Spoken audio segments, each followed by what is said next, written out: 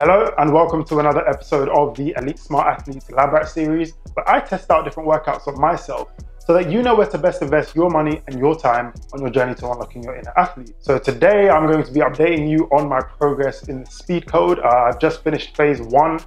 Phase one is a 2-week phase where I'm mainly working on a lot of mechanics work. It's called Healthy Human Foundations. So, you can imagine that, there's mechanics work from a speed perspective, but then also from a strength and mobility perspective, you're working on just building up good movement patterns and developing good movement quality so that when you now get into the high speed work, you'll actually have a very good foundation to work from. Essentially, the training split for this phase is designed to be 6-day training split, same split as in every phase, but 6 days.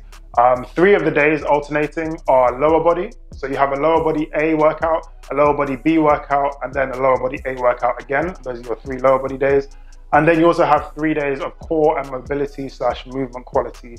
And you have a core mobility A, core mobility B, and then another core mobility A. And then on the 7th day of the week, that is your rest day from doing any speed work. There's a lot of different factors that go into organizing my own personal training split.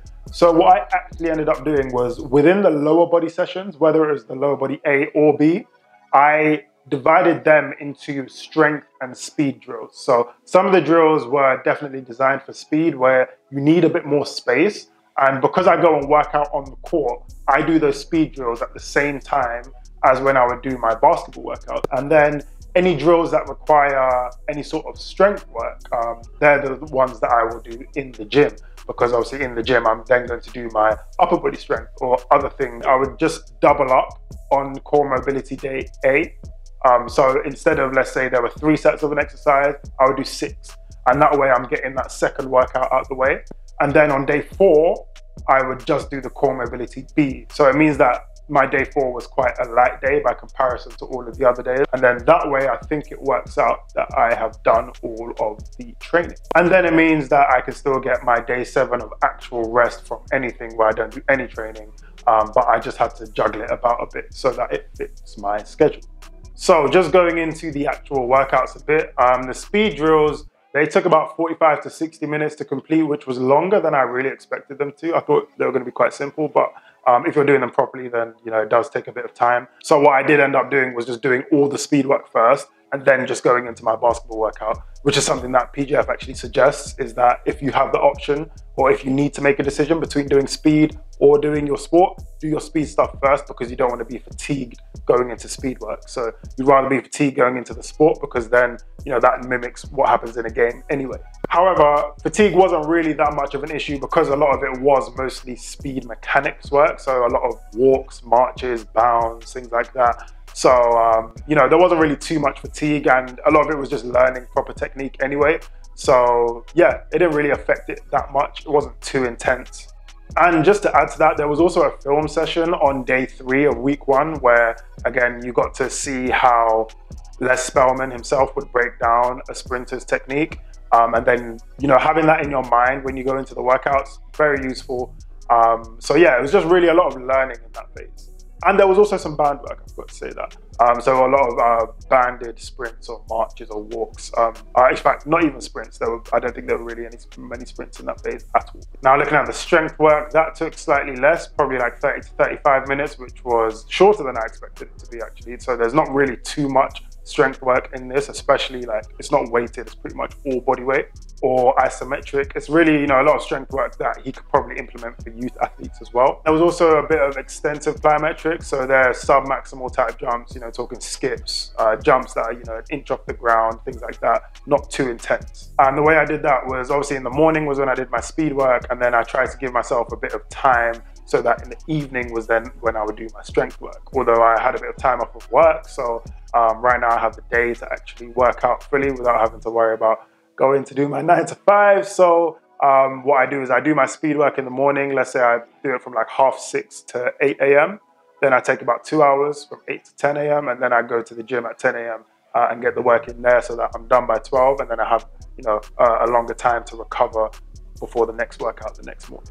And finally, the core mobility / movement quality days They took about 25 to 30 minutes, or maybe slightly longer on the days where I doubled up. But you know, even that doubling up probably only added about an extra 15 minutes, so 45 minutes at max. So that's pretty much how long I expected it to take, because it's similar to his core mobility days on the Vert code and on Fat Don't Fly. And just like with the strength work, I also did the core mobility work in the gym too in the evenings. Now, a lot of this work, again, he uses the word core and not abs, because it is pretty much full body integrated core work with mobility movements into it. So a lot of it, you can see how immediately it's going to translate into sprinting.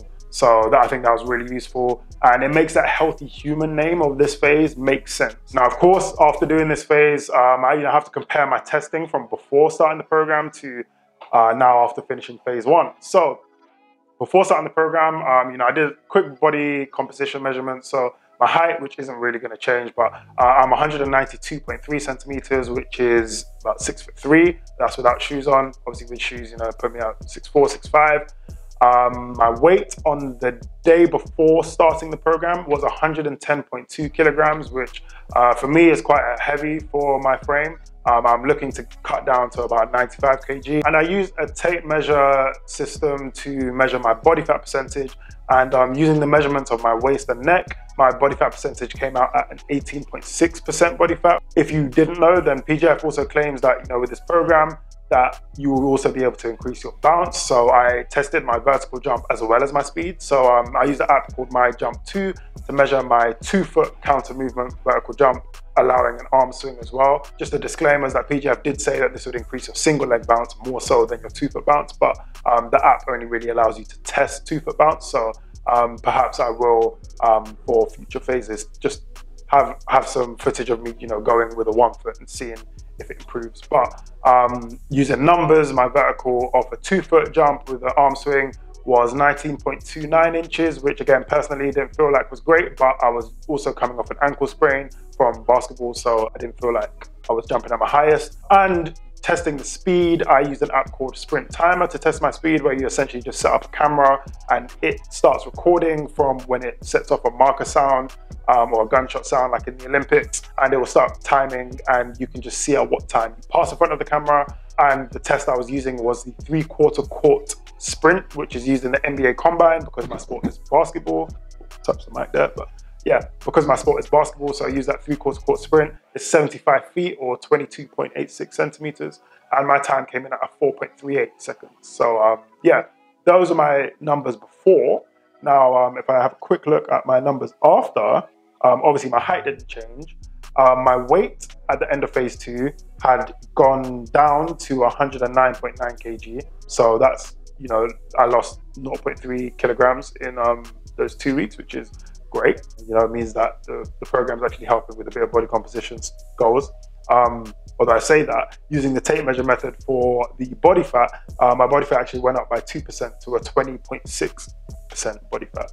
So yeah, these numbers, obviously, I'm not using the most scientific way of actually, measuring these things, but, it's good to just have that gauge to see if the program does help with that. And my personal opinion is, with this particular phase, the technique and speed mechanics work does work well as a type of zone 2 heart rate or a LISS type of cardio, where, you're trying to just burn fat, especially doing it fasted. That's why I do it all in the morning. So I do it before I eat. So that way it should hopefully be using my fat energy stores more. As for my vertical jump, it actually decreased by 0.96 inches, so almost an inch decrease. So it was tested at 18.33 inch. I don't really know what the reason for that was. My knees might have been a bit sore from playing basketball, but I don't really think that was an excuse. My ankle had kind of healed up by the time I was retesting this. So yeah, wasn't really sure why I wasn't going up, and I kind of tested and tested and tested because I really did expect to see some sort of growth, but just didn't happen. So yeah, definitely something I mean, personally, I'm working on outside of the program, but just interesting to note that yeah, it was actually going down a bit, but again, 2-foot, not 1-foot. So we see how it goes, but currently my knees do feel fine. So yeah, we just have to see how the program goes with it. And of course, the most important test on a speed program is the speed. So my speed time for that 3/4 court sprint, actually, I cut 0.13 seconds off my time. So now I was at a 4.25 second 3/4 court sprint, which is crazy because, you know, I was only like 0.3 kilograms lighter. And, you know, I mean, it doesn't sound like a crazy number, but in 2 weeks to be able to knock off that amount of time I think that's quite impressive. Especially because I didn't do any sprinting in that week. So I didn't work on sprinting at all. The only sprint I got was from playing basketball, but nothing in the program involved sprinting. So yeah, and I think the reason for this was because there's so much mechanics work. And if you do, you know, watch the videos fully, go through the film study, you just become more aware of where your body's supposed to be, where your feet are supposed to land, you know, making sure they don't land too far in front of you, but, you know, under your hips, so that you're propelled forward. And, you know, whilst I'm running now, I'm just a lot more aware of that. So I think that that's probably the main reason why I was able to cut down some time, as well as the isometric exercises and the strength stuff. That was probably just building up some more strength that was able to just give me more power with each step and, you know, help with my speed slightly. So yeah, but I think it's more so the mechanics. Personally, you know, just going through it, I felt it more. I was just more aware of where my body's supposed to be. So yeah, good to see some improvements there. So that's it for my phase 1 progress review. I will update you in phase 2. Phase 2 is called Freak Athlete Foundation. So yeah, excited to see what gains I can get there. And again, you know, PJFPerformance on his website, he said that after phase 1 and phase 2, you should be seeing some crazy results. So, you know, I'm looking forward to see where this goes. If you're new to the channel, obviously subscribe, like this video, share it. And yeah, keep following up so that you can see my updates with it. Obviously follow on Instagram as well. I'm pretty active on there. And on TikTok, I've been getting more active on there too, although, you know, it does make me feel a little old, you know, that I ain't really understanding how it works fully, but I'm getting into it. So yeah, just follow up on the socials. They're the places that I'm most active. Obviously you can DM me if you're interested in, you know, just finding out more about the programs or have any questions. I'm always open to answer. But till next time, stay blessed.